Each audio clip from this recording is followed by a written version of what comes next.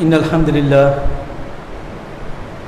نحمده ونستعينه ونستغفره ونؤمن به ونتوكل عليه ونعوذ بالله من شرور أنفسنا ومن سيئات أعمالنا من يهده الله فلا مضل له ومن يضلل فلا هادي له أشهد أن لا إله إلا الله وحده لا شريك له وأشهد أن محمدا عبده ورسوله أما بعد يا أيها الذين آمنوا اتقوا الله حق تقاته ولا تموتن إلا وأنتم مسلمون اللهم صل على محمد وعلى آل محمد كما صليت على إبراهيم وعلى آل إبراهيم إنك حميد مجيد اللهم بارك على محمد وعلى آل محمد كما باركت على إبراهيم وعلى آل إبراهيم إنك حميد مجيد அளவற்ற அருளாளனும் நிகரற்ற அன்புடையமாகிய எல்லாம் வல்ல அல்லாஹ்வின் திருநாமத்தால் ஆரம்பம் செய்கின்றேன். நாட்களிலே சிறந்த நாட்களாக விளங்கக்கூடிய இந்த ஜுமா தினத்தில் அமர்ந்திருக்கின்றோம். நம் அனைவருக்கும் அல்லாஹ் அருள் புரிவானாக என கூறிக்கொண்டு என் உரையை ஆரம்பம் செய்கின்றேன். நம்ம பார்க்கக்கூடிய தலைப்பு மார்க்க கடமைகளில் பாகுபாடு வேண்டாம். அல்லாஹ் ரப்புல் ஆலமீன் உயர்வான இந்த இஸ்லாம் என்ற மார்க்க கடமையை நமக்கு ஏற்படுத்தி உள்ளான். இப்போ மார்க்க கடமை என்றால் என்ன என்று ஒரு சின்ன குழந்தைகிட்ட கேட்டால் கூட சொல்லிடும். இஸ்லாத்தில் ஃபர்ல் என்ன என்று ஒரு குழந்தைகிட்ட கேட்டால் கூட சொல்லும். 1வது கலிமா, 2வது தொழுகை, 3வது நோன்பு, 4வது ஜக்காத்து, 5வது ஹஜ்ஜி. இப்போ மார்க்க கடமை என்றால் 5 விஷயம் குழந்தைகளுக்கு தெரியும். அதே மாதிரி நபிகள் நாயகம் ஸல்லல்லாஹு அலைஹி வஸல்லம் சொல்கிறாங்க, இஸ்லாம் 5 தூண்கள் மேலே நிறுவப்பட்டிருக்கு. இந்த இஸ்லாம் என்ற அந்த மார்க்கம் இருக்குது பார்த்தீங்களா, இந்த கடமை 5 தூண்களில் நிறுவப்பட்டிருக்கு. ஒரு தூண் கலிமா, ஒரு தூணு தொழுகை, ஒரு தூணு நோன்பு, ஒரு தூணு ஜக்காத்து, ஒரு தூணு ஹஜ்ஜி. இந்த 5 தூண்களில் தான் இஸ்லாம் நிறுவப்பட்டிருக்கு. இப்போ இந்த இஸ்லாம் வலுவுடன் உறுதியாக இருக்க வேண்டும் என்றால் 5 தூண்களும் சரியாக இருக்கணும். அல்ல ஒரு தூணு 2 தூணு 3 தூணு விலகினப்பட்டால், அந்த தூண்கள் செயல்படவில்லை என்றால், தூண்கள் விலகிருச்சு அப்படின்னா இந்த இஸ்லாம் என்ற அந்த மார்க்கம் பலகீனம் அடைஞ்சிரும், கீழே விழுந்துடும். அப்போ 5 தூண்களுமே முக்கியமானது. இப்போ 5 கடமை இருக்குது பார்த்தீங்களா, இந்த 5 கடமையும் அவசியமானது, முக்கியமானது என்பதாக நபிகள் நாயகம் ஸல்லல்லாஹு அலைஹி வஸல்லம் சொல்கிறாங்க. அப்போ இந்த 5 கடமையிலும் வேறுபாடு காட்டக்கூடாது. எல்லா கடமையும் ஒரு முஸ்லீம் செயல்படுத்தி ஆகணும் என்பதை விளைவிக்கணும். 2வது சுன்னத்தும் செயல்படுத்தி தான் ஆகணும். ஃபர்லுக்கும் சுன்னத்துக்கும் உள்ள வேறுபாடு என்ன அப்படின்னா, ஃபர்லான அந்த கடமையை செய்யவில்லை என்றால் பாவம், தண்டனை. இப்போ சுன்னத்தை பொறுத்த வரையும் முடியலேங்கிறத எப்படி ரொம்ப முடியாத சிரமமான நேரத்தில் அதை விடுவதற்கு அனுமதி உண்டு. அப்போ சுன்னத்தும் அல்லாஹ்வுடைய கடமை. குந்தும் தொய்புன் அல்லா, இன் குந்தும் தொய்புன் அல்லா ஃபத்தபிஹுனி. அல்லாஹ் குர்ஆன்ல சொல்றான், நபியே நீங்கள் கூறுங்கள், அல்லாஹ்வை நேசிப்பார்னா என்னை பின்பற்றுங்கள். எகுதிமுக்குமுல்லா, அல்லாஹ் உங்களை நேசிப்பான். யௌஃபிர்லக்கும் துனூபக்கும், அல்லாஹ் உங்கள் பாவத்தை மன்னிப்பான். இப்போ அல்லாஹ்வை நேசிப்பவராக இருந்தால் உங்களை பின்பற்ற சொல்லி நபியை சொல்கிறான் அல்லாஹ். இப்போ என்ன நேசிக்கக்கூடிய இருந்தால் நபியை பின்பற்றுங்கள், அல்லாஹ் உங்களை நேசிப்பான். அப்போ சுன்னத்தான அந்த காரியத்தை நாம் செயல்படுத்தும் பொழுது அல்லாஹ் நம்மளை நேசிப்பான், நம்ம பாவத்தை மன்னிப்பான். லக்கது கானலக்கும் ஃபீ ரசூலுல்லாஹி உஸ்வத்துன் ஹஸனா, இந்த தூதரத்தில் அழகிய முன்மாதிரி இருக்கு என்று நபி ஸல்லல்லாஹு அலைஹி வஸல்லம் சொல்றாங்க. அப்ப தன்னிடம் எல்லா விதமான முன்மாதிரியும் சுன்னத்தும் இருக்கு அப்படின்னா சுன்னத்தும் செயல்படுத்தக்கூடிய ஒரு கடமை என்பதை விளங்கிக் கொள்ளணும். இப்போ என்ன அப்படின்னா, ஏன் நம்ம வேறுபாடு பார்க்குறோம்? எது வேறுபாடு என்றால், இப்போ ரமலான் மாதம் வந்துச்சு. இந்த ரமலான் மாதத்தோட சிறப்பு என்ன அப்படின்னா, குர்ஆன் இறக்கப்பட்டது. குர்ஆன் இறக்கப்பட்டதினால் அந்த மாசத்தை சிறப்பிக்கும் விதமாக அல்லாஹ் நோன்பு நோற்பதை கடமையாக்குறான். ரமலான் மாசத்தோட முக்கிய கடமை என்ன? இரண்டாவது கடமை. மூன்றாவது கடமை இருக்கு பார்த்தீங்களா? அந்த நோன்பு கடமை ஆக்கப்படுது. அந்த நோன்பின் மூலமாக என்ன பெற முடியும், என்ன பெற வேண்டும்? யா அய்யுஹல்லதீன ஆமனு குத்திப அலைக்கும் சியாமு கமா குத்திப அல்லல்லதீன மின் கப்லிக்கும் லஅல்லக்கும் தத்தகூன். ஈமான் கொண்ட விசுவாசிகளே, இதற்கு முன்னிருந்த சமுதாயத்திற்கு நோன்பு கடமையாக்கப்பட்டது போல் உங்கள் மீதும் நோன்பு நோற்பது கடமையாக்கப்பட்டது. லஅல்லக்கும் தத்தகூன், அதன் மூலம் இறையச்சம் உடையவர்களாக திகழக்கூடும். அப்ப நோன்பு என்ற இந்த மூன்றாவது கடமை ரமலான் மாசத்தை பூரா, அந்த ரமலான் மாசம் பூராவும் அந்த நோன்பை நோக்க வேண்டும் என்று அல்லாஹ் கட்டளையிடுறான். ரமலான் மாசத்துக்கு பிறகு ஷவ்வால் மாசம் அனைத்து கடமையும் நமக்கு கடமை. இப்போ ரமலான் மாசத்தில் நம்ம பார்க்குறோம், பள்ளிவாசல்ல கூட்டம் நிறைஞ்சிச்சு. வணக்க வழிபாடுல என்ன மிஞ்சிற அளவுக்கு, இவரெல்லாம் இந்த அளவுக்கு வணக்க வழிபாடுகளை செய்வாரா, செய்ய முடியுமா என்று காணும் அளவுக்கு மக்கள் கூட்டம் அலை மோதிச்சு. ஷவ்வால் மாசம் ஆரம்பிக்கப்பட்டுச்சு அப்படின்னா மக்களவை காணும். இபாதத்துக்கள், வணக்க வழிபாடுகள் எல்லாம் தூரமாக்கப்பட்டதை நம்ம பார்க்கிறோம். ஆனால் நோன்பின் மூலமாக லஅல்லக்கும் தத்தகூன், இறையச்சம் உடையவராக திகழக்கூடும் அல்லாஹ் சொல்றான். நான் ரமலான் மாசத்துல நோன்பு வைத்தேன், அதை தொடர்ந்து தொழுகை நிறைவேற்றினேன், இரவு தொழுகை சுன்னத்தை நிறைவேற்றினேன், அதே மாதிரி திக்ர் செய்தேன், குர்ஆனை ஓதுனேன், துஆ செய்தேன் என்று அமலில் முழுகி இருந்தவங்க நோன்பு நம்மளை விட்டு போன பிறகு எல்லாத்தையும் விட்டு போயிட்டாங்க. ஷவ்வால் மாசம் ஆரம்பிக்கப்பட்டுச்சுன்னா நோன்பை தான் விட வேண்டும். நோன்பு தான் நம்மளை விட்டு வெளியாயிருச்சு. மற்ற கடமை இருக்கு பார்த்தீங்களா, மற்ற வணக்கங்கள் எல்லாம் நம்மளோட சேர்ந்து இருக்க வேண்டும். இருக்குதா என்றால் இல்லை. ஆனால் நோன்பின் மூலமாக இறையச்சம் ஏற்படும் என்று அல்லாஹ் சொல்றான். ஏற்பட்டுச்சா இல்லையா என்பதை நீங்க தெரிந்து கொள்ளலாம். நோன்பு எப்படிப்பட்டது அப்படின்னா, ஒரு மனிதர் தொழுகிறாரு, அந்த தொழுகையை மற்றவங்க பார்க்க முடியும். பார்க்குற மாதிரி தான் தொழுவார், காட்டுற மாதிரி தான் தொழுவ முடியும். அதே மாதிரி ஜக்காத்தை பொறுத்த வரையும் மற்றவங்க பார்க்குற மாதிரி தான் கொடுக்க முடியும், இல்லைன்னா வாங்குறவங்களுக்காச்சும் தெரியும்.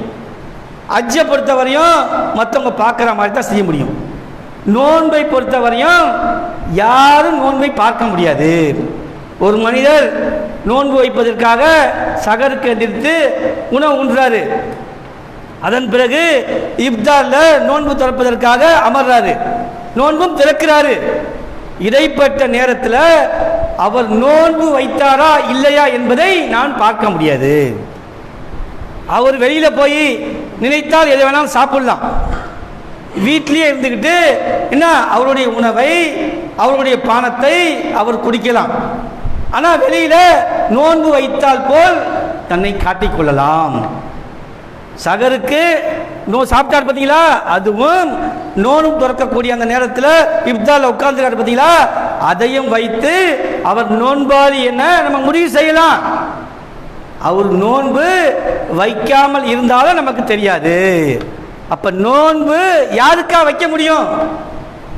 நம்மளுடைய உணவு வீட்டில் இருக்கு, வெளியில போலாம், வெளியூர்ல போலாம், ஸ்வீட் சாப்பிடலாம், கூல்ட்ரிங்க்ஸ் சாப்பிடலாம், யாருக்கும் தெரியாமல் நாம் உணவையும் பானத்தையும் குடிக்க முடியும். அல்லாஹ் பார்க்கிறான், அல்லாஹ் பார்க்கிறான், அல்லாஹ் பார்க்கிறான் என்ற உணர்வை நோன்பு நமக்கு ஏற்படுத்துது. சின்ன பிள்ளைங்க நோன்பு வச்சிருச்சு பார்த்தோம், சின்ன சின்ன பிள்ளைங்களாம் 30 நோன்பு வச்சுச்சு. அந்த பிள்ளைங்க நினைத்தால் எதை வேணாலும் சாப்பிட முடியும், சாப்பிடலாம், தெரியாம சாப்பிட்டுக்கலாம். அல்லாஹ் பார்க்கிறான். நம்ம உணவை, நம்மளுடைய பானத்தை நாம் நினைத்தால் சாப்பிடலாம், யாரும் கேட்க முடியாது, யாரும் கேட்க மாட்டாங்க. அப்படி இருந்தும் அல்லாஹ் பார்க்கிறான், அல்லாஹ் பார்க்கிறான் என்ற அந்த உணர்வை நோன்பு ஏற்படுத்திச்சு. லஅல்லக்கும் தத்தக்கும், நோன்பின் மூலமாக இறையச்சம் உடையவர்களாக திகழக்கூடும் அல்லாஹ் சொல்றான். அந்த ரமலான் 30 மாசமும் நோன்பு வைக்கக்கூடியவர் இருக்காங்க. இங்க ரமலான் 30 மாசமும் நோன்பு வைத்ததனால் தொழுவக்கூடியவங்க இருக்காங்க. தொழுவதினால் துவா செய்யக்கூடியவர் இருக்காங்க, திக்ர் செய்யக்கூடியவங்க இருக்காங்க, இரவு நேரத்தில் இந்த இரவு தொழுகையை நின்று வணங்கக்கூடியவங்க இருக்காங்க, இறுதி பத்தில் ஜாமத்தில் எழுதி எந்திரிச்சு தொழுவக்கூடியவரை நாம் காண முடிஞ்சிச்சு.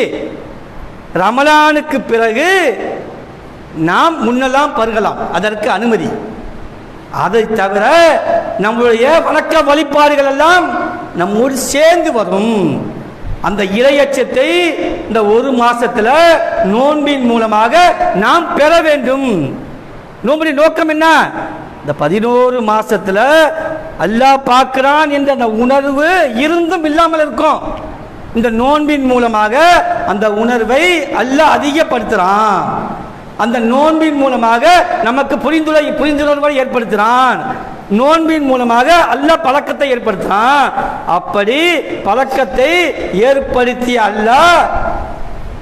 அல்லாஹ்வுக்காக நாம் பசித்திருந்தால் தாவித்திருந்தால் அல்லாஹ் பார்க்கிறான் என்ற உணர்வு நிச்சயம் வந்திருக்கும் நமக்கு. அந்த உணர்வு நமக்கு வந்திருந்தா ரமலானுக்கு பிறகு அந்த அல்லாஹ் நம்மளை பார்ப்பான். எப்படி புரிஞ்சுக்கணும்? நம்ம ரமலானுக்கு மட்டும் அல்லாஹ் இல்லை, ரமலான் அல்லாத மாசத்திலையும் அல்லாஹ் பார்ப்பான். ரமலான் மாசத்துல எப்படி தொழுதோமோ அந்த தொழுகை உங்களுக்கு கடமை 5 வக்து. ஒன்றும் சொல்ல போனால் ஒரு முந்தைய ஈமான் கொண்ட பிறகு இரண்டாவதாக கடமையாவது தொழுவத்தான். ஒரு மனிதனுக்கு என்னாவது மெச்சூரிட்டி தன்மை, அவன் என்னாவது புரிஞ்சிக்கக்கூடிய தன்மை ஏற்பட்டுட்டா அப்பலேருந்து மரணிக்கிற வரையும் அவருக்கு தொழுகை கடமை. நோன்பு அப்படி இல்லை, நோன்புடைய கடமை வருஷத்துல ஒரு மாசம் வந்துட்டு போயிடும். அப்ப தொழுகை என்ற இந்த கடமை முதல்ல செய்யக்கூடிய கடமை. அந்த கடமையை சரிவர நிறைவேற்றுறாங்களா அப்படின்னு பாருங்க, நிறைவேற்றவில்லை. ஒவ்வொரு பள்ளிவாசலையும் 3 சப்பு 4 சப்பு 5 சப்பு ரமலான் மாசத்துல மக்கள் தொழுகையில ஈடுபட்டாங்க. ரமலான் மாசம் முடிந்த பிறகு பெருநாள் தொழுகைக்கு பிறகு மக்களை காணோம். அப்ப அல்லாஹ் பார்க்கிறான் என்ற உணர்வு இல்லை. பெண்களை எடுத்தாலும் சரிதான், அவங்க அந்த முசல்லாவை எடுத்து மேலே வைத்தார்கள் என்றால் அடுத்த ஜிமாக்கு தான் எடுப்பாங்க. ஜிமாக்கு பள்ளிவாசம் வந்துட்டா பரவாயில்ல, லுஹர் தொழுகைக்கு தான் எடுக்கக்கூடிய ஒரு நிலையை பார்க்கிறோம். ஆண்களை பொறுத்தவரையும் இபாதத்தில் மூழ்கி இருந்த அந்த மனிதர்கள் எல்லாம் இங்கே பள்ளிவாசல் இருந்துச்சா, இங்கே நாம் தொழுதோமா வணங்கணுமா என்று நினைக்காத அளவுக்கு மறக்கக்கூடிய ஒரு சூழ்நிலையை நம்ம பார்க்கிறோம். எல்லா ஊர்லையும் எல்லா ஜமாத்திலையும். இப்ப எல்லா ஜமாத்திலையும் எல்லா ஊர்லையும் எப்படி இருக்காங்க? இந்த முஸ்லிம் சமுதாயம் ரமலான் மாசத்துல செய்த அந்த அமல் இருக்கு பார்த்தீங்களா, அந்த அமலை அந்த மாசத்திற்கு மட்டும் நோன்பு வைத்ததுக்காகத்தான் செய்வோம்.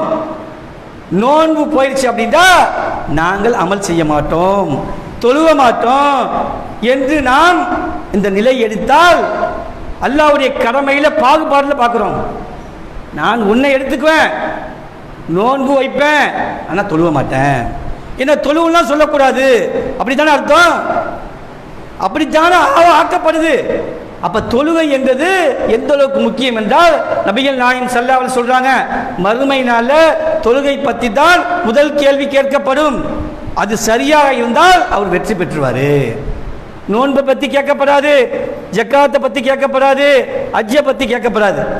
முதல் கேள்வி ஈமான் கொண்ட அந்த முஸ்லீம்களாக இருந்தால் அவர்களோட முதல் கேள்வி எது கேட்கப்படும்? தொழுதிருக்கியா என்று பார்க்கப்படும். அது சரியா இருந்தா இவர் நோன்பு வைத்திருப்பார், இவர் ஜக்காத்து கொடுத்திருப்பார், இவர் ஹஜ்ஜி செஞ்சிருப்பார். அல்லாஹ்வுடைய பார்வையில் எப்படி ஏற்படுத்தப்படும்?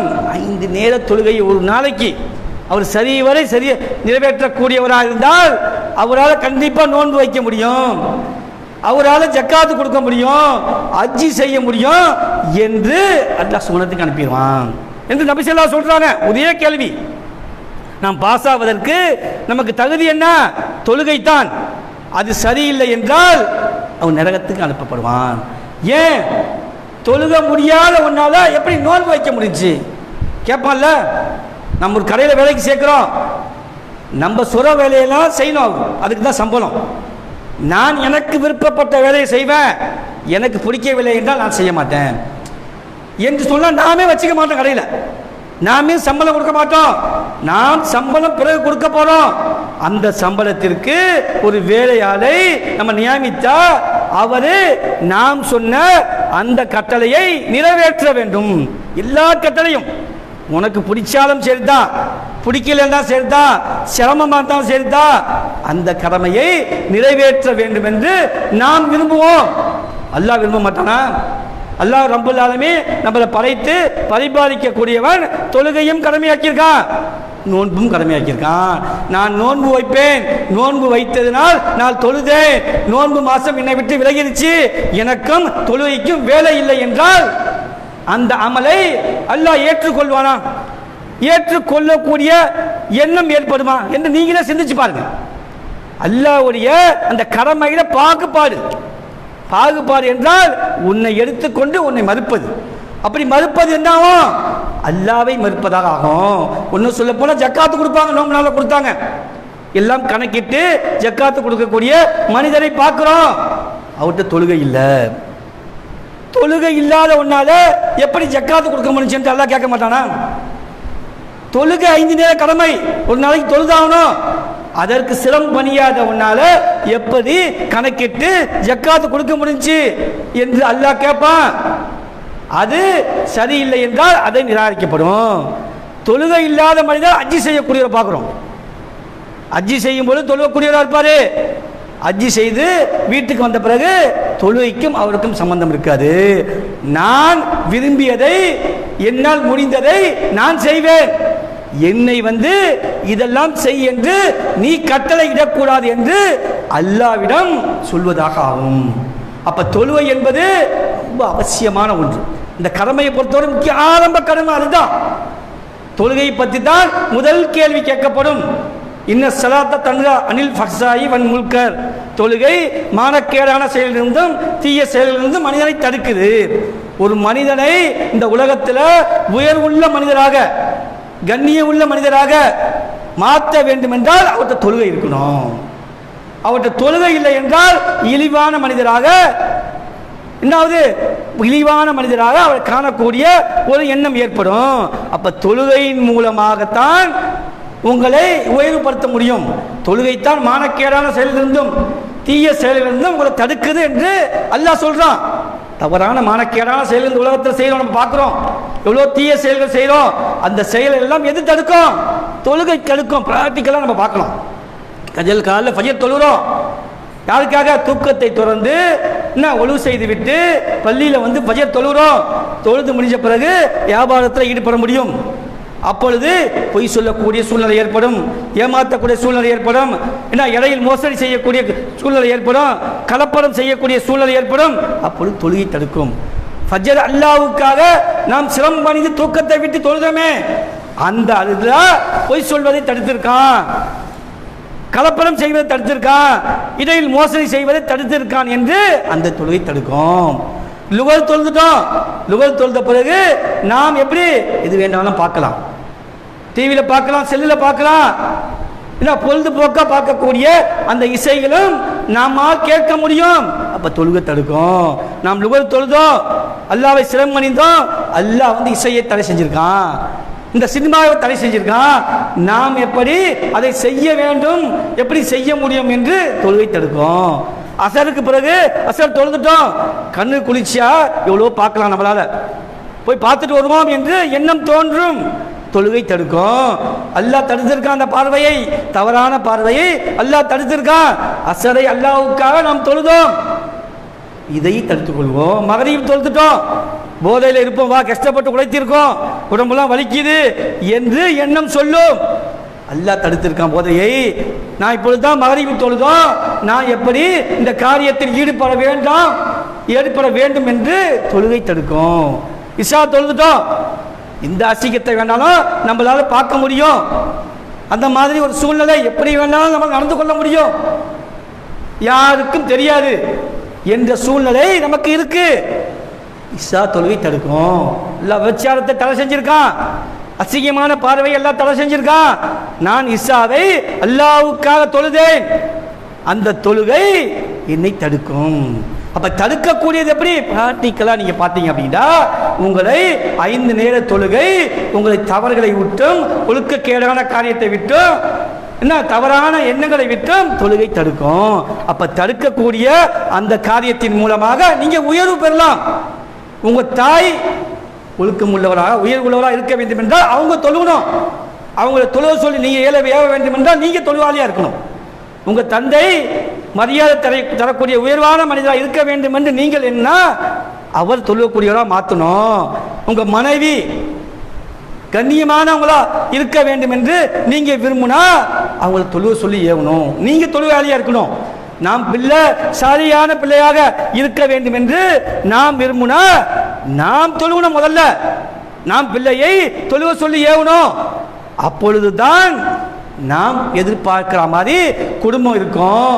நாமும் உயர்வு பெற முடியும். என்றால் தொழுவை எந்த அளவுக்கு அவசியமானது, எந்த அளவுக்கு முக்கியமானது. அப்ப அந்த தொழுகை ஒரு மனிதன்கிட்ட இல்லை என்றால் அவனுக்கு நரகம்தான் பரிசாக கிடைக்கும். அது மட்டுமில்ல நபி ஸல்லல்லாஹு அலைஹி வஸல்லம் சொல்றாங்க, யார் ஃபஜர் தொழுகை தொழுகின்றாரோ அவர் அல்லாஹ்வின் பொறுப்பில் உள்ளார். அல்லாஹ்வின் பொறுப்பை உடைக்க நினைக்காதீர்கள். அப்ப ஒரு ஃபஜர் தொழுதுட்டா அப்படின்னா அல்லாஹ்வுடைய பாதுகாப்புல அல்லாஹ்வுடைய வலயத்துக்குள்ள அவர் வந்துருவாரு. சைத்தானோட பாதுகாப்பாக இருக்கட்டும், விஷ ஜந்துக்களாக இருக்கட்டும், மற்ற தீய என்ன செயல்களில் இருந்தும் அவர்கள் பாதுகாப்பு பெறுவாரு. எது ஃபஜர் தொழுதுட்டா. அப்ப நாம் பாதுகாப்பு பெற வேண்டும் என்றால், நாம் சிறப்பு பெற வேண்டும் என்றால் எது முக்கியம்? தொழுகை இல்லையா? நோன்பு வைத்தோம். அது மட்டுமில்ல, நோன்பை தொடர்ந்து நம்மிடம் தொழுகை இருந்துச்சா? அப்ப தொழுகை தான் உங்களை சிறப்பிக்கும். யார் ஃபஜர் தொழுகை தொழுகிறாரோ அவருக்கு சிறந்த நாள். தொழுதால் அந்த நாள் சிறப்புக்குரிய நாள். சிறந்த நாள் என்றால் தொழுகையின் மூலமாகத்தான் நீங்கள் நிம்மதி பெற முடியும், சிறப்பு பெற முடியும். இப்ப எது முக்கியம்? அப்படிப்பட்ட முக்கியமான அந்த தொழுகை உங்களை விட்டு வெளியாகிடுச்சு. இல்ல தொழுகக்கூடியவங்களை இன்னைக்கு பார்க்குற ஒவ்வொரு ஊர்லேயுமே ஃபஜருக்கு எங்கள் ஊரில் 2 சப்பு 3 சப்பு வரும். 40-50 பேர் தொழுதார்கள். இன்னைக்கு 8 பேர் 10 பேர் தான். 40 பேர் தொழுகை இல்லாதவங்களாக இருக்கக்கூடிய ஒரு நிகழை பார்க்கிறோம் நம்ம. அப்ப அல்லாஹ் எதெல்லாம் முதல் எதில் கேள்வியை கேட்பான், எது அவசியமான ஒன்று என்பதை விளங்கி கொண்டு அந்த தொழுகையை நிறைவேற்ற வேண்டும். எந்த காலத்திலும் எந்த சூழ்நிலையிலும் நான் தொழுகை விடமாட்டேன் என்று யார் செயல்படுகிறார்களோ அவர்தான் அல்லாஹ்வுடைய மார்க்கத்தில் அல்லாஹ்வுடைய சட்ட திட்டங்கள்ல பாகுபாடு பார்க்கவில்லை, அது என்ன பண்ணவில்லை, வேறுபாடு பார்க்கவில்லை என்பதை விளங்கி கொண்டு தொழுகை முக்கியம். இந்த காலத்தில் எந்த நேரத்தில் எப்பொழுதும் தொழுகை விட மாட்டேன். நீங்க தொழுகக்கூடிய மனிதனுக்கு கஷ்டங்கள் வரும், துன்பங்கள் வரும், வராமலாம் இருக்காது. ஆனால் அதற்கான வழியை அல்லாஹ் ஏற்படுத்துவான். தொழுகை இல்லாதவருக்கு கஷ்டம் வரும், துன்பம் வரும். அவர்களுக்கு அது கை சேதமாக எப்படி மாறாது? அந்த கஷ்டங்கள் தாங்கிக் கொள்ள முடியாத தவறான வழியை தேர்ந்தெடுக்கக்கூடிய ஒரு நிலையை ஏற்படுத்தும். அல்லாஹ்வை வணங்கக்கூடிய அந்த மனிதருக்கு வரக்கூடிய கஷ்டத்திற்கு தீர்வாக பொறுமையும் அதற்கு வழிவகையும் செய்யப்படும். அப்ப நாம் அந்த கஷ்ட துன்பம்லாம் ஒவ்வொரு நாளும் அனுபவிப்போம். 8வது கஷ்ட துன்பம் மாறி மாறி தான் வரும். அந்த கஷ்ட துன்பங்களை அமைதி பெற செய்ய, அதை ஏற்றுக்கொள்ள செய்வதற்கு தீர்வு என்னன்னா தொழுகை தான். அப்ப தொழுகை முதல் கேள்வி. நாம் ரமலான் மாசத்துல உண்மையிலேயே நான் நோன்பு நோற்று அதன் பிரகாரம் இபாதத்துகள் வணக்க வழிபாடுல ஈடுபட்டது உண்மை என்றால் ஷவ்வால் மாசத்துல நான் அதை தொடர்வேன். யார் தொடர்கின்றார்களோ அவர் தான் அல்லாஹ் பார்க்கிறான், லஅல்லக்கும் தத்தகூன், அல்லாஹ் பார்க்கிறான் என்ற அந்த உணர்வை இந்த நோன்பு ஏற்படுத்திச்சு. அதன் மூலமாக நான் பயிற்சி பெற்றேன்.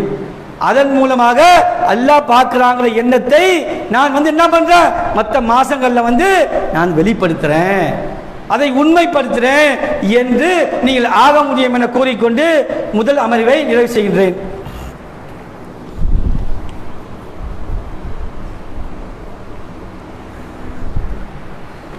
அல்ஹம்துலில்லாஹி ரப்பில் ஆலமீன்.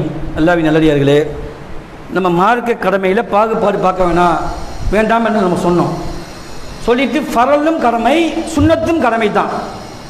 சுன்னத்து முடியலேண்டா விடலாம், சுன்னத்தை நிறைவேற்றியே தான் ஆகணும். நான் முன்னாடி சொன்ன இந்த ஃபர்லான காரியம் ரமலானுக்கு பிறகு தொழுகை வணக்கம் இபாதத்து இல்லாதவர்கள் ரமலான நோன்பு வைப்பதினால் வணக்க வழிபாட்டில் ஈடுபட்டு என்ன செயல்பட்டாங்க, செவ்வால் மாதம் பிறந்துச்சுன்னா அதை விட்டு வெளியாகிட்டாங்க என்று நாம் சொன்னோம். நாமும் அதை எப்படி நினச்சிருப்போம், ஆமாம் போயிட்டாங்களே என்று வருத்தப்படலாம், கவலைப்படலாம், நக்கலாக கூட நினைக்கலாம். ஆனால் நாம் சுன்னத்தான அமல்களில் தொடர்றோமா? ரமலான் மாதத்தில் எப்படி சுன்னத்தான அமல் செய்தோம்? சுன்னத்தான அமலை பொறுத்தவரையும் இரவு தொழுகையை 1 மணி நேரம் ஆரம்ப இறுதி 10 தொழுதோம். இரவு தொழுதோம்ல, அதே மாதிரி இறுதி 10 ஆரம்ப இரவு 20 ஆரம்ப நேரத்தில் தொழுதோம். இரவு தொழுகையை 1 நேரம் 9லேருந்து 10 10:30 வரையும் நம்ம நேரத்தை ஒதுக்கி அந்த இரவு தொழுகையை நிறைவேற்றினோம். இறுதி 10 2 மணிக்கு 3 மணிக்கு 12 மணிக்கு 1 மணிக்கெல்லாம் ஒவ்வொரு ஊர்லேயும் தொழுகை நடந்துச்சு, பயான் நடந்துச்சு, இபாதத்து நடந்துச்சு. அதையும் தூக்கத்தை துறந்து நாம் தொழுதோம். அந்த தொழுகை செவ்வால் மாசத்தில் நம்மளை தொடர்ந்துச்சா? நம்மகிட்ட தொடரணும், அதான் இறையச்சம் ஏற்படுத்துறது அர்த்தம். அப்ப சுன்னத்தான அமல்களை பொறுத்தவரையும் அவசியம். நபிகள் நாயகம் ஸல்லல்லாஹு அலைஹி சொல்றாங்க, ஃபர்ல் தொழுகைக்கு பிறகு தஹிய்யத் தொழுகை தான் அல்லாஹ்வுடைய விருப்பமான தொழுகை. ஃபஜர் ஃபர்லுக்கு பிறகு அடுத்த தொழுகை, அல்லாஹ்வுடைய சிறப்புக்குரிய தொழுகை தஹிய்யத் தொழுகை தான். அப்ப இந்த தஹிய்யத் தொழுகை எத்தனை பேர்ட்ட இருக்கு? இஷாவில் இருந்து ஃபஜர் வரையும் அந்த நேரத்தை தொழுகக்கூடிய தொழுகை தான் தஹிய்யத். இரவு தொழுகை கியாமுல் லைல், அது மாதிரி தஹிய்யத், அது மாதிரி பலவிதமான பெயர்ல இருக்கு. அப்ப அந்த தொழுகையை ஆரம்ப நேரத்தில் 1 மணி நேரம் உறக்க முடிச்சு, இறுதி நேரத்தில் 2 மணி நேரம் 3 மணி நேரம் ஒதுக்க முடிஞ்ச நம்மளால ரமலானுக்கு பிறகு தொழுக முடியலையே. அந்த சுன்னத்தம் கடமை தானே. அப்ப நாம் எப்படி விளைவிக்கிறோம்? அதை தொடர்வோம். நாம் அதை தொடரும் பொழுதுதான் அந்த இறையச்சம் நமக்கு செயல் வடிவத்தில் கொண்டு வந்துச்சு. ஒன்று சொல்ல போனா நம்ம ஜாமத்தில் எந்திரிச்சு அபிசல்லா சொல்றாங்க, அந்த இரவுல இறுதி பகுதி 3 பகுதியை பிரித்து இறுதி பகுதி இருப்பதிலா அந்த இறுதி பகுதியில் யார் தொழுகின்றாரோ அது சிறப்புக்குரியது. அது எல்லாம் தூங்கும் பொழுது தொழுவது தான் சிறப்புக்குரியது. அந்த நேரத்தில் அல்லாஹ் வானத்திலிருந்து கீழே வரான், வந்து என்ன தொழுவக்கூடியவங்கள்ட்ட கேட்குறான், யார் என்னிடம் கேட்குறாங்களோ அவங்களுக்கு தரேன், யார் என்னிடம் பாவம் மன்னிப்பு கேட்குறாங்களோ அவங்க மன்னிக்கிறேங்கிறான். அப்ப அந்த இறுதி நேரத்துக்கு பார்த்தீங்களா, அந்த இறுதி நேரத்தில் தொழுவது சிறப்பு இருந்தாலும் நம்மளால 8 ரக்காத்து இறுதி நேரத்தை தொழுவ முடியல, நமக்கு அவ்வளவு நேரம் ஒதுக்க முடியல என்றால் நம்ம இஷாவுக்கு பிறகு தூங்கணும் தெரியுங்களா, தூங்குறதுக்கு முன்னால் உதவி செய்யணும். 4 ரக்காத்தை தொழுதுருங்க, தொழுதுட்டு ஒரு 4 மணிக்கு எந்திரிங்க, இந்த ஒரு 4:15 எந்திரிங்க, மீதி 4 ரக்காத்து. எப்படி ரமலான் மாதத்தில் பிரிச்சு தொழுது பார்த்தீங்களா, ஆரம்ப நேரத்தில் 8 தொழுதுட்டோம், லைலத்துல் கத்ர் இரவு அடைவதற்காக இறுதி நேரத்தில் தொழுதோம். அப்ப இந்த இறுதி நேரமும் ஆரம்ப நேரமும் எப்படி ஒன்றாகும்? அபிசல்லாசும் பிரிச்சியும் தொழுதுருக்காங்க. அப்ப நாம் இந்த தஹிய்யத்தை எப்படி தொழுகணும்? ஆரம்ப நேரத்தில் 4 தொழுதுருவேன், இறுதி நேரத்தில் இன்னொரு 4 தொழுவேன், வித்திரு தொழுவேன் என்று செயல்பாடை நாம் ஆக்கிக்கொள்ள வேண்டும்.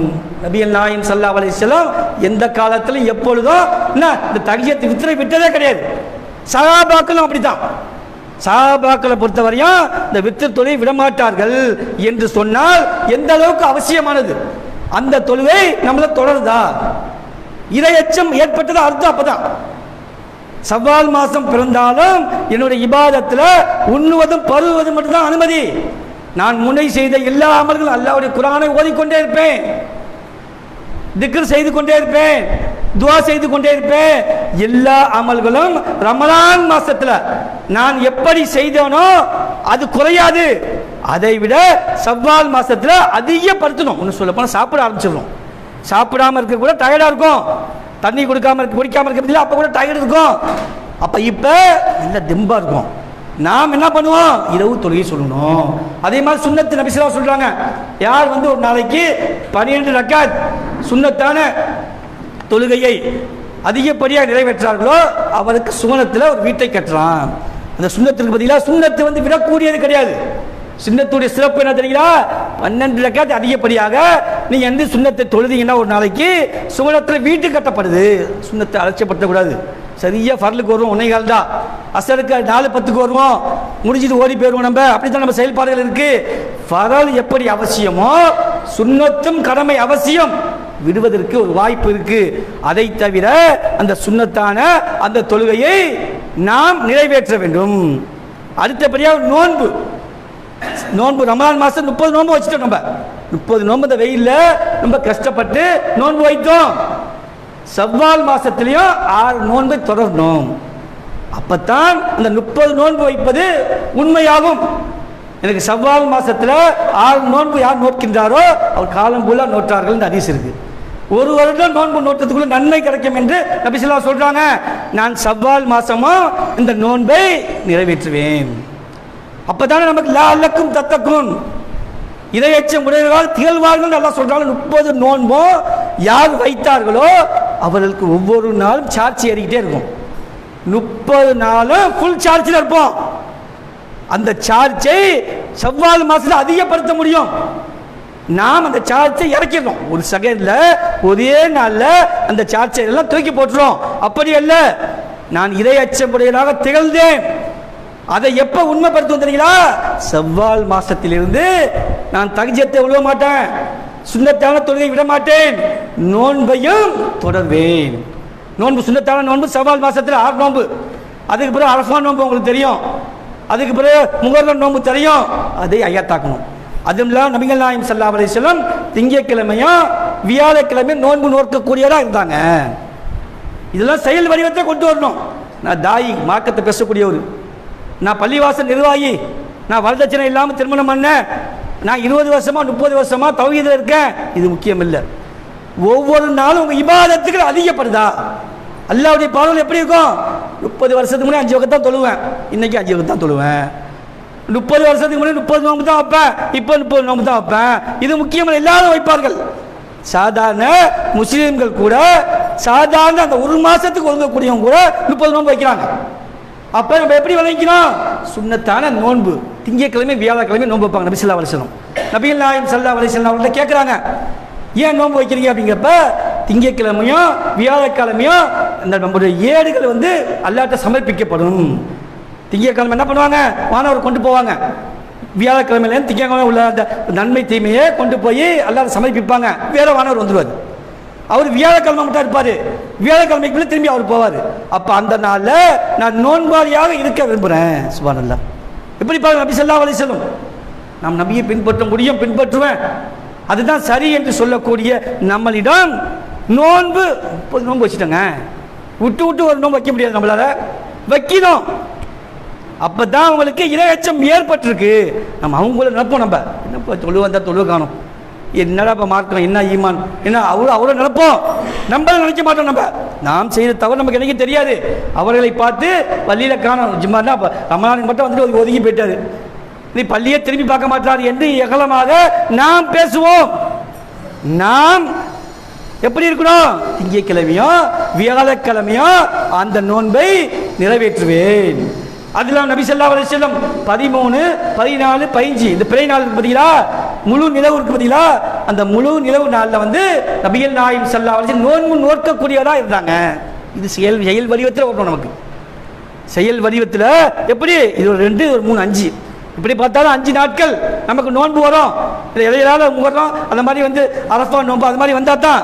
அது இல்லாமல் மாசத்தில் நமக்கு 5 நாட்கள் நோன்பு கடமை. சுன்னத்து இருந்தாலும் அதுவும் கடமை. அந்த கடமையை நான் நிறைவேற்றுவேன் என்று யார் நிறைவேற்றுகிறார்களோ அந்த நோன்பு எனக்கு பக்குவத்தை ஏற்படுச்சு. நான் பசித்திருந்ததும் தாவித்திருந்ததும் என்ன, அதன் மூலமாக அல்லாஹ் பார்க்கிறான் என்ற அந்த உணர்வை எனக்கு ரமலான் மாசத்தில் ஏற்பட்டுச்சு. அதன் மூலமாக அதை செயல் வடிவமாக ஷவ்வால் மாசத்திலிருந்து நான் வெளிக்காட்டுவேன், செயல்படுத்துவேன் என்று நாம் எப்பொழுது ஆகிறோமோ அப்பொழுதுதான் அல்லாஹ்வால் அந்த அமல்களை ஏற்றுக்கொள்ளப்படும். 1000 மாசம் சிறந்த மாசத்தை அடைய வேண்டும் என்று 10 நாள் இருந்தீங்க பார்த்தீங்களா, ஒவ்வொரு நாளும் இந்த தஹஜ்ஜுத் தொழுகையின் மூலமாக அல்லாஹ் உங்களுக்கு கோரிக்கை ஏற்றுவதற்கு தயாராக இருக்கான். 10 நாளில் 1000 மாதம் சிறந்த இரவை அடைய வேண்டும் நினைக்கிறோம். அதுக்காக கண் முடித்திருந்தோம். ஒவ்வொரு நாளும் அந்த இரவுல தொழுவதின் மூலமாக அல்லாஹ்வுடைய பார்வை எல்லாம் தூங்குவாங்க. இப்போ லுகர் அசர் மகரிப்லாம் எல்லாம் முடித்திருக்கக்கூடிய நேரம், இதை விட எது சிறப்புக்குரியது? எல்லாம் தூங்கக்கூடிய அந்த நேரத்தில் அல்லாவை வணங்கும் பொழுது அல்லாஹ் திருப்தி கொள்கிறான். என் அடியான் எல்லாம் தூங்கும் பொழுது இவன் விழித்து தொழுகின்றான், அவன் கேட்கட்டும் தருகின்றேன். நம்ம குறைகள், கஷ்டங்கள், துன்பங்கள் எல்லாம் கேளுங்க, உடனே தருவான். நம்பிக்கை எழுதுறாதீங்க. அவனுடைய பாவத்தை நான் மன்னிக்கிறேன். பாவம் செய்யக்கூடியதாக இருக்கும், செஞ்சிருக்கோம், பாவம் அன்றாலும் செஞ்சுட்டு இருக்கோம். அப்ப பாவத்தை அல்லாஹ் மன்னிக்கிறேங்கிறான், கூப்பிட்டு சொல்றான். அப்படி சிறப்பு கூறிய அந்த தகுதியத்தை செயல் வடிவத்தில் கொண்டு வாங்க. இப்ப நான் பேசுறேன்னா நான் செயல்படுத்துறேன். செயல்படுத்துவதற்கு முன்னாடி என்ன பண்ண, பேசுறதுக்கு முன்னாடி செயல்படுத்தணும் மார்க்கத்தை, இல்ல பேசுறதுக்கு முன்னாடி செயல்படுத்தணும். ஏன்னா எல்லாருமே எல்லா டாப்பிக்கும் எடுக்க மாட்டாங்க, ஏன்னா அவங்களால முடியாது. அப்ப என்ன பண்ணுவாங்க அப்படின்னா, நம்மளால முடியாத ஏன் பேசுவோம், நம்ம பேசுற பிறகு நம்ம செயல்படுத்தணுமே அப்படிங்கிற எண்ணத்துக்கு அவங்க வருவாங்க. அப்ப நாம் சொல்றோம் அப்படின்னா, ரமலான் மாசத்துல என்னால இரவு தொழுவ முடியும் உண்மை என்றால், சவ்வால் மாசத்திலையும் அந்த இரவு தொழுவையை நான் தொழுவேன் என்று தொழுவக்கூடியவராக அல்லாஹ்வுடைய மார்க்க கடமையில எந்த நேரத்தில் எப்பொழுது பாகுபாடு பார்க்க மாட்டோம். எல்லா கடமையும் அல்லாஹ் ஏற்படுத்திய கடமை, எல்லா கடமையும் எப்பொழுதும் எந்த நேரமும் நான் செயல்படுத்துவேன் என்று நாம் இருந்தால் நிச்சயமாக இந்த உலகத்திலையும் சிறப்பு பெறலாம், மறுமையிலும் உயர்வு பெறலாம் என கூறிக்கொண்டு இரண்டாம் அமரை நிறைவு செய்கின்றேன். வாயில் தவனா அல்ஹம்துலில்லாஹி ரப்பில் ஆலமீன். அஸ்ஸலாமு அலைக்கும் வரஹ்மத்துல்லாஹி வபரகாத்துஹு.